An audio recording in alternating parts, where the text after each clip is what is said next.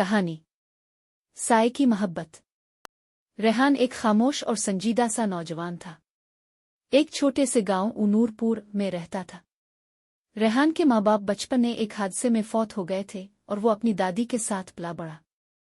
दादी ने इसे मोहब्बत, सब्र और इज्जत सिखाई, लेकिन वक्त के साथ दादी भी दुनिया से चली गईं। रेहान तन्हा रह गया था, मगर उसके दिल में मोहब्बत के जज्बे आज भी जिंदा थे। दिन भर वो गांव के स्कूल में बच्चों को पढ़ाता और रात को तन्हाई से लड़ता। एक दिन स्कूल से वापसी पर रेहान को गांव की मस्जिद के पास एक लड़की मिली। वो रो रही थी और उसके कपड़े गिर्द आलूद थे।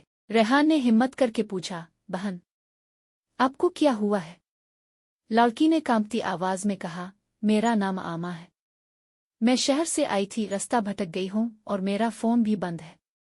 रेहान ने इसे अपने घर ले जाने की पेशकश की और गांव के मुअज़्ज़ज़ बुजुर्गों को एतमाद में लेकर इसे अपने घर ठहराया।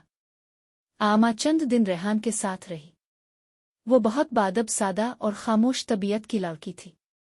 दिनों में खामोशी, रातों में गुफ्तगू और मोहब्बत की आंखों में चुपचाप कहानियां बनने लगे। मगर आमा कुछ छुपा रही थी। एक रात वो बोली, रेहान, मैं तुमसे कुछ कहना चाहती हूँ। रेहान ने मुस्करा कर कहा, सुना है सच की जुड़ें गहरी होती है। बोलो। आमा ने रोते हुए कहा, मैं शहर की एक अमीर लड़की हूँ। मेरे वालिदैन ने मेरी शादी जबरदस्ती एक लालची आदमी से तय कर दी थी। मैं भाग आई क्योंकि मैं अपनी जिंदगी अपनी मर्जी से जीना चाहती हूँ।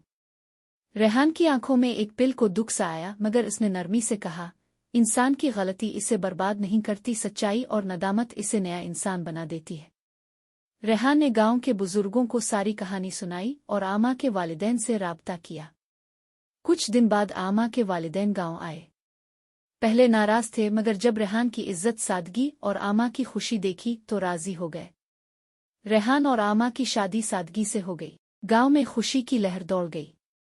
रेहान की तन्हाई खत्म हो गई और आमा को वो मोहब्बत मिली जो शहर के बड़े मोहल्लों में भी नसीब नहीं होती।